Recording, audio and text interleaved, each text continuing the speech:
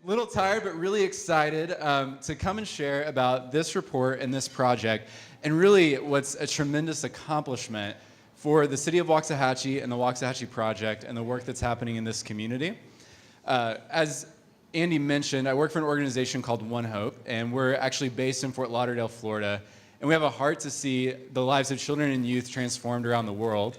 And here in the U.S., part of our work looks like serving organizations like the Waxahachie Project and leaders with hearts to see their communities impacted and shaped for the better, working together. And so one way we start that process is with research. And so my goal today is to kind of walk through some of our key findings and insights, explain a little bit about what we did and how we got here, and also just to make it interactive and give some space for some conversation and some questions as well. So a little bit about, just to hit these again that Andy highlighted, we really have a broad section of the community spoken to this research, which is so important to get different perspectives.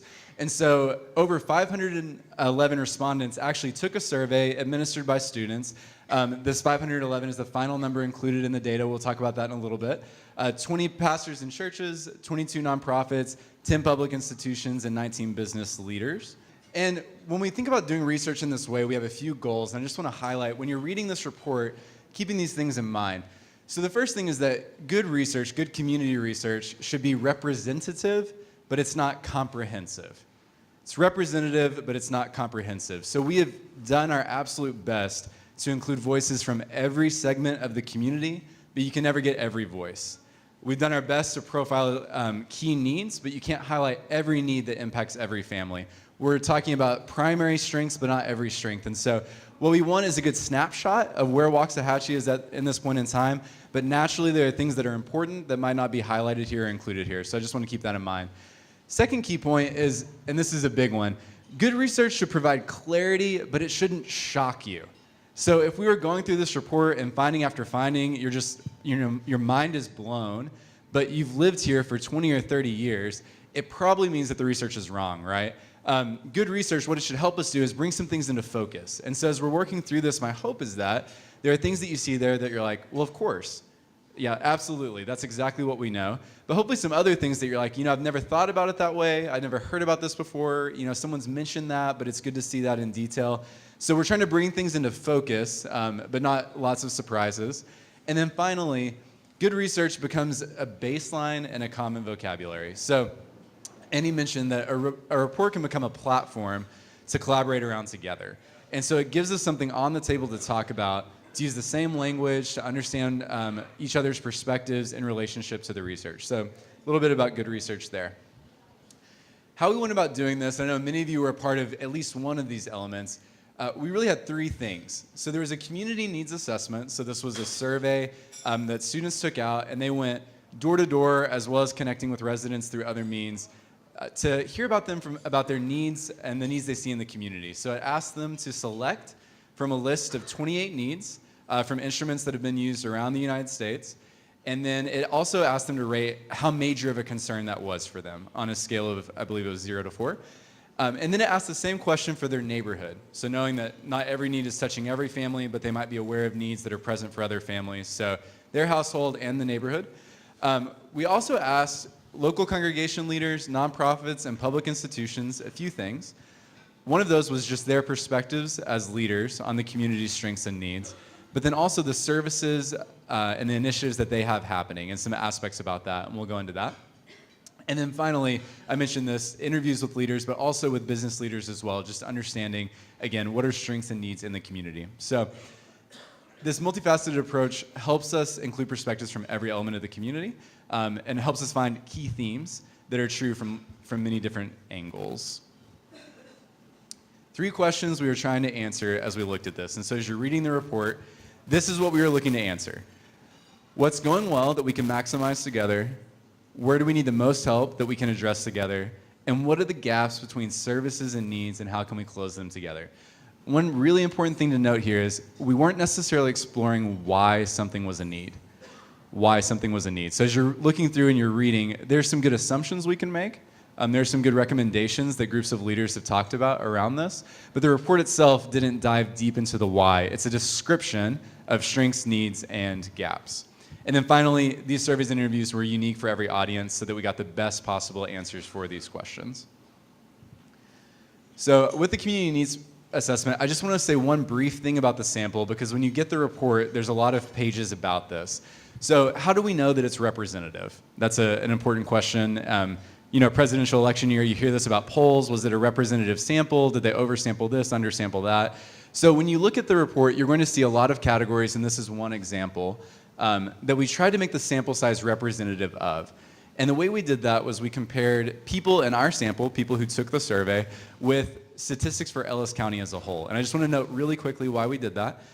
We met with the working team from the Waxahachie project, and we asked, what are the important aspects of the community that we need to make sure we're representative of? So again, this is just one example, race and ethnicity, but there's examples of age, education level, household income. You'll see all of them in the report. And the best data set we could find to compare that to is for Ellis County. So I just want to make that quick note. And so when you go in there, you'll see an example of what percentage of Ellis County is a certain aspect. So here with race and ethnicity, Ellis County is 9% Black African American. And then what percentage of the people who took the survey have that same feature? So in this example, 10% of the people who took the survey for the Waxahachie project were Black or African American. So you'll see those examples as you go through. Again, just the goal is to be representative. Good research doesn't have to be a perfect, absolute map. So there's a few things that are a little under. You'll note that here. There's a few things that are a little over. So Ellis County is 24% Hispanic. Our sample size was 17%. Ellis County is 2% Asian or other ethnicities. Our sample was 5%. So there can be some minor variation, but it's about a good picture. So just a quick note there.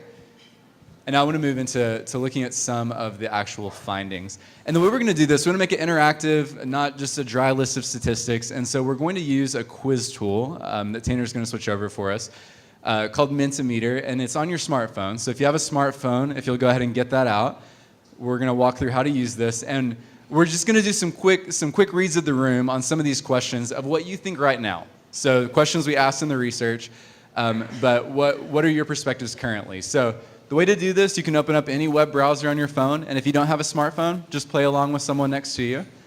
And you'll go to menti.com, and it's listed here at the top. And then when you get there, it'll give you an option to put in a code at the top of the page. And this is our code, and I will read it out. The code is 387602. So we're going to menti.com, menti.com. Yeah, okay. Make sure you use your full name. It asks you for your name because we're going to make this fun. You notice it says that we're waiting for players. Who wants to just find out research without being incentivized to do it, right? So we're going to make this fun. And so there's 3 questions that you get to answer. The person who scores the most points, you get more points for answering faster. You will win a $25 gift card to Toshio's, okay? So make sure you use your full name so that we know who is going to get that prize, okay? All right, nice. Okay, so we'll just give it about 15 more seconds as people are joining. These are our avatars. One's assigned to you. We've got a puffer fish, a cow, it looks like. Okay, so, and again, if you don't have a smartphone, just play along with the person next to you. And we're going to go ahead and go to our first question. You can go ahead and click on that. Okay, so our first question, and you'll answer it on your phone. What is the greatest need for households in Waxahachie? You've got a multiple choice here. What is the greatest need for Waxahachie households? And you can answer one of those 4 choices on your phone. 10 seconds left. 5 seconds. 3, 2, 1. Done. All right, let's see our results here. Okay, so our number 1 answer here would be financial needs, making ends meet. Second place, lack of job opportunities. So if we can go back over to the presentation, we're going to look at the research. So, in fact, the top 3 challenges, number 1 was financial need, making ends meet. So the room read that one correctly. I know you can't read all of these, so they're all in the report, and I'm going to hit some of the highlights as we go through. So, like I mentioned, residents were asked to pick from a list of 28 needs and rank them, but then they were also asked to pick their top 3. And part of that is just because sometimes people are taking a survey and they're having a bad day. And so it's like everything is a major challenge for me, and they go through and they list all of them. Sometimes you get an optimist and they're like, we're pretty well off. Everything's a 0. So we asked the top 3 challenge to bring it out a little bit further. The top 5, when people were answering either moderate or major, and I'm just going to list these really quickly. Adequate health insurance or health care was about 26%. Financial need, making ends meet, 26.2%. A lack of stable and well-paid career opportunities, 25.6%. And then just a general lack of job opportunities, 23.3%. And then number 5 was crime and personal or property safety, 20.2%. So those are the top 5 when people answered either major concern or moderate concern. One thing that I think is important to note when you look at all of the research is that these numbers compared to other studies are a little bit more diverse. They're not as uniform. So when you look at everything, no more than 50% of the households ever answered a major or moderate concern for any aspect, right? So you really have a diverse set of needs among the community. And when you look at the top 3 challenges, it's interesting. You see that switch a little bit. So financial need stays at the highest, but then crime and personal safety moves up to number 2, which we'll talk about in a little bit. And then poor financial management, which is planning, saving, retirement, or debt, moves into number 3. The other thing we wanted to look at was what are the least frequently mentioned challenges? And so there was 5 of those. Inadequate clothing, just 1.8%. A lack of treatment options for substance and alcohol abuse, 2%. Inadequate foster care, 2.2%. A lack of adoption aid or alternatives for abortion, 2.2%. And domestic abuse or domestic violence, 2.3%. Now I want to say something about that. Just because the number is low down here doesn't mean it's not in need. It can mean probably one of 2 things. It can mean, one, people just weren't comfortable answering that for themselves, which when you look at some of these things, that makes sense. It just might not, even though the survey's anonymous, even though no one's looking at it, they might not want to answer. But the other option is that maybe the need's just being addressed really well. And I think with some of these, when we look at Waxahachie and some of the strong organizations here, some of these needs are addressed very effectively. And so residents might not note those needs highly because they know how to meet them and they're addressed well. So just want to note that just because it's low, it doesn't mean it's not important. It just means that residents feel like it's handled effectively. Then we wanted to break out some of these needs by different aspects of the community. And so I'm not going to read all of these to you. You can look at them in the report.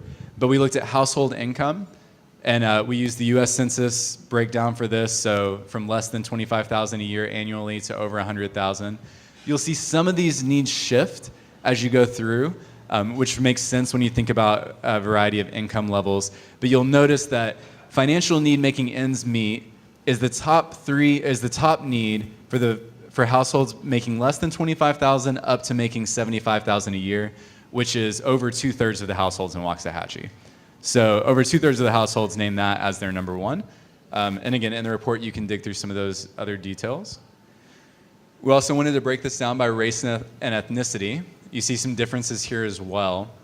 So financial needs, making ends meet, is consistent across every racial and ethnic demographic, but there are some different changes. So care for the elderly is a higher concern for minority populations, but it doesn't show up in the white Caucasian demographic. You'll see aspects about crime and personal safety in the white Caucasian that you don't see in others. Again, we're not necessarily saying why, this is just the descriptions there. We also looked at by age, and we just put this, residents were able to answer by decades, so 20 to 29, et cetera. But we analyzed it for an under 30 demographic, a 30 to 50 demographic, and an over 50 demographic. Again, our number 1 need here, financial need, it's in all 3 of these, but you see other concerns that make sense. So under 30, there's a higher concern for childcare or daycare. Over 50, there's a higher concern for care for the elderly.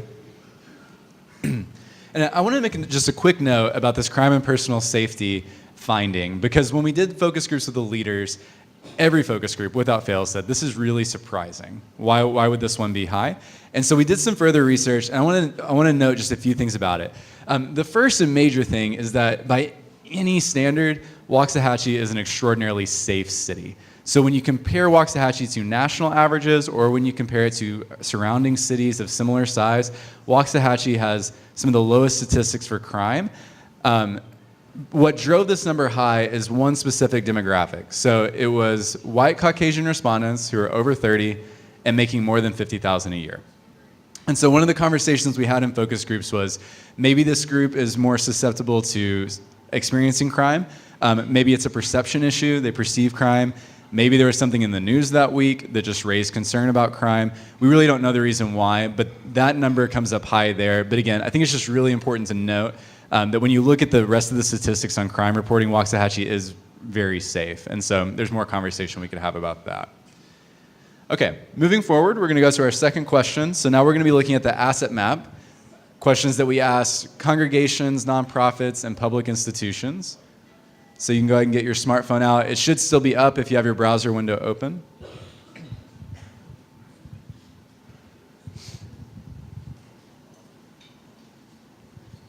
All right, we can go ahead and start the countdown. Okay, our question this time. Approximately how many people do Waxahachie organizations impact every year? And this includes duplication. It does include duplication. How many people do Waxahachie organizations impact each year? 10 seconds to go. 5, 2, 1. Okay, let's see our responses. All right, so we've got two key ones here. 70,875 is number one guess. 43,912 is number two. Let's go ahead and switch back over to the presentation. Okay, and survey says 70,875 is correct. Our group is getting this well. So let me talk a little bit about this number. From the asset map.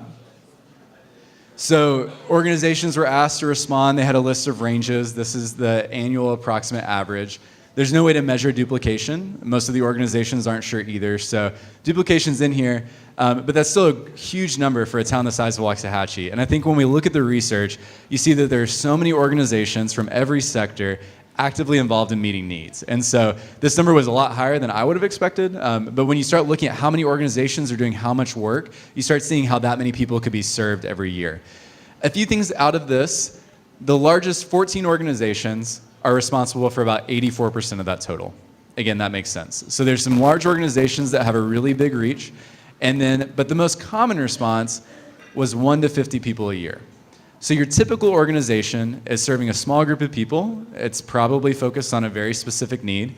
And then you have a few large organizations that are serving a really wide range of people.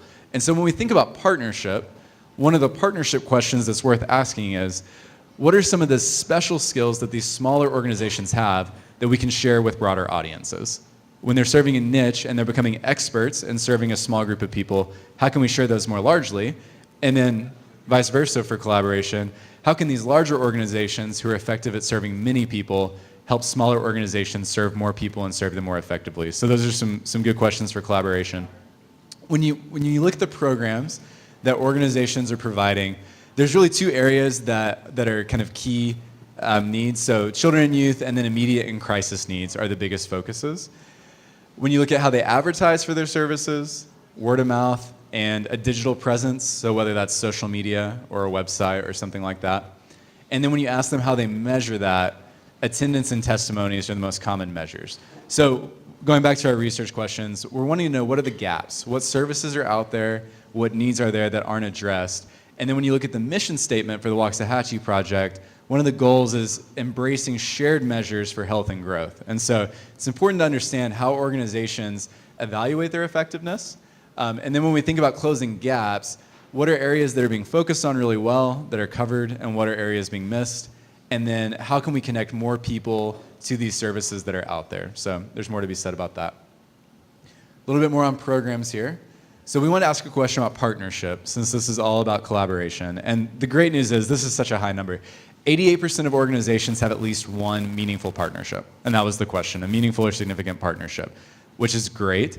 And then we also asked them, who do you partner with? And when you look at your report, you'll see a list of all of the organizations mentioned more than once, because so many were mentioned. So there are 88 organizations that were identified as partners. And when you look at those partners, the most typical partner is both local and faith-based. So this is really good news. These aren't just national organizations that they might participate in a campaign with once a year. These are people, many of whom sitting in this room, that you can pick up the phone, call, and get together with. That's the type of partnership that happens most often here, which is a strength. We also asked residents, who are the people serving Waxahachie? So obviously, if you're in this work, you might know names, but if you're just a person who lives in the city, who are they aware of? Great news would be that 178 organizations were identified, so a massive number. So again, a lot of people serving a lot of people in Waxahachie. I've just listed here the 5 most mentioned. I don't think these are any surprise. Waxahachie Care, Salvation Army, Hope Clinic, the Avenue Church, and SAGU were the most frequently mentioned. Again, the report, it includes every organization mentioned, I think, at least 5 times because there were so many. Okay, and we'll do one more question as we move into looking at each sector, so nonprofits, public institutions, and churches. We want to look at some of their aspects in particular. Okay, we can go ahead and start the countdown. All right, so what is the biggest focus for the programs led by Waxahachie's organizations? Biggest focus, when you look at all the programs that are run in the city, what's the most consistent single focus? 10 seconds. Okay, and we got our winner, which I'm now realizing was on a previous slide. So if you paid attention, Children and Youth Services, 32, Financial Assistance, which I think is high up there, number 12. Great, so now we're gonna see our winner, our quickest responder with the most correct answers. There we go.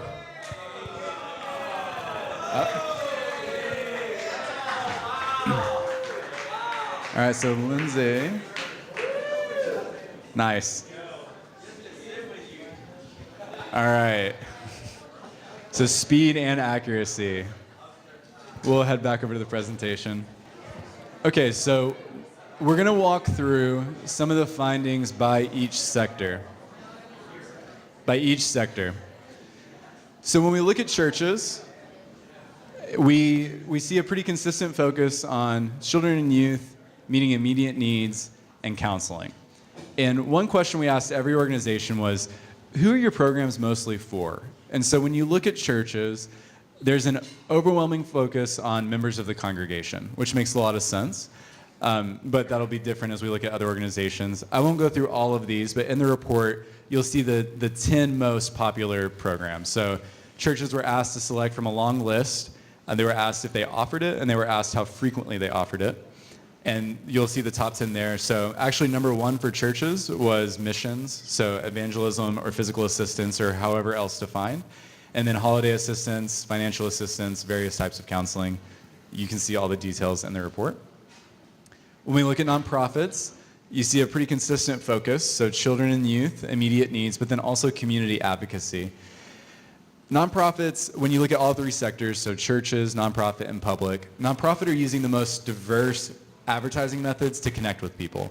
So across all the options they could pick, they're the ones using the most types of advertising, and they're using them the most frequently. And this would make sense, they use the most formal assessments for their programs, so surveys or before and after tests or things like that. And you do see more diversity in the types of programs they offer. So yes, children and youth is number 1 with 76%, but then it starts dropping because nonprofits offer different focuses. We also asked nonprofit organizations, what are your needs?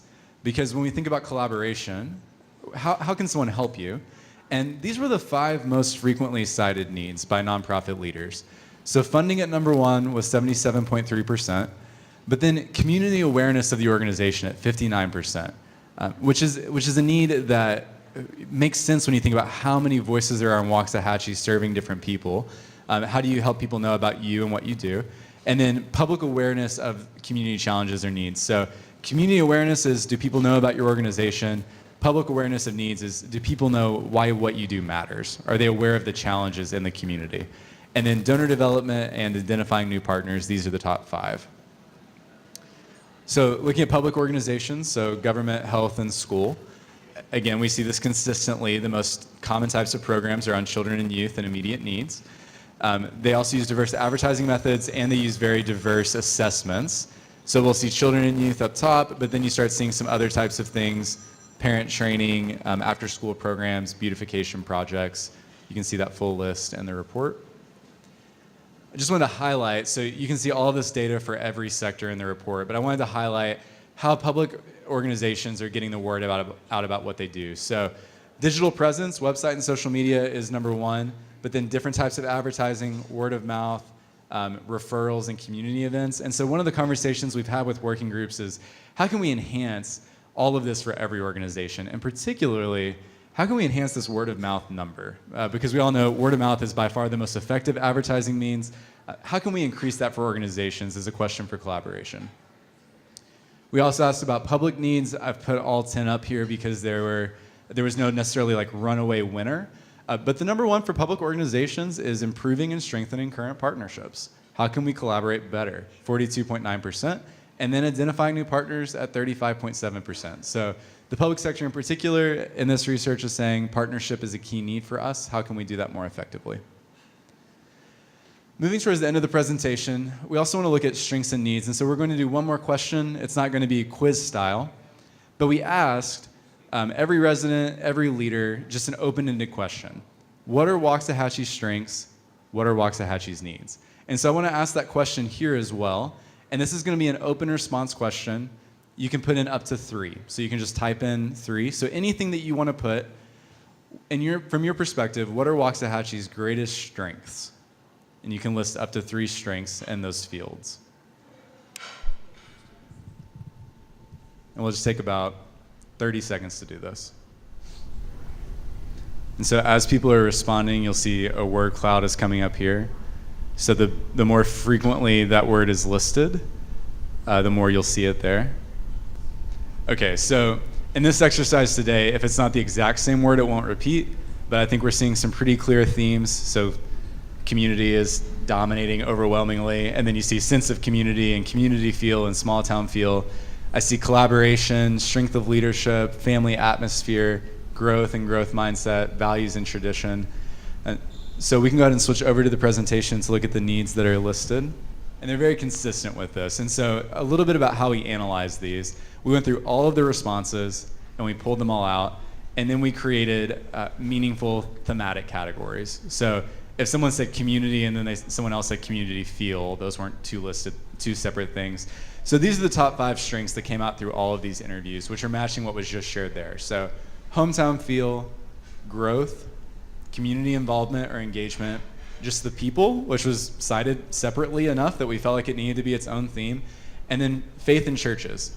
So top 5 things here, hometown feel, growth, people, community involvement, and faith in churches as strengths of Waxahachie. And so one of the conversations we've had when we're thinking about partnership is how do we maximize this? This is a community that's friendly, that cares for its own.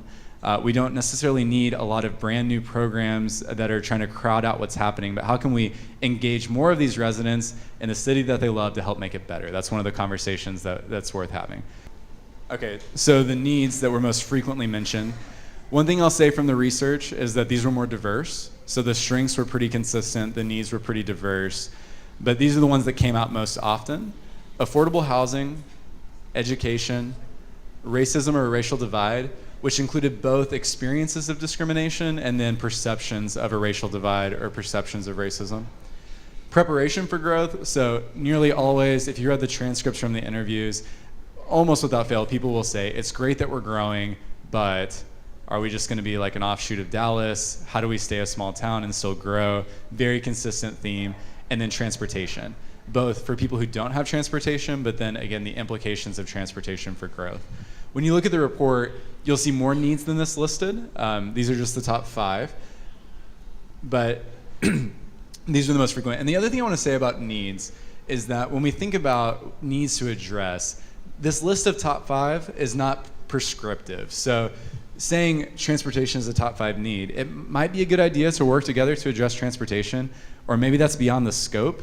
You know, that sits with TxDOT or that sits with whoever. It's not something that makes sense for the people in this room.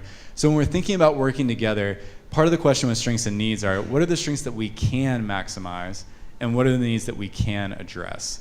Not just necessarily, well, this is the biggest one, so we have to tackle that, but what can we legitimately hope to accomplish and achieve? So that covers, I think, everything I was going to share.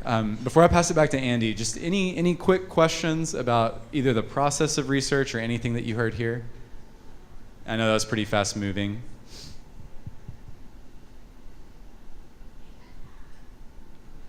Okay, and as you're getting the report today, you'll have the chance to go into all the details. If you're interested in the process, the methodology is listed in the back, both how we got the data and how we analyzed it.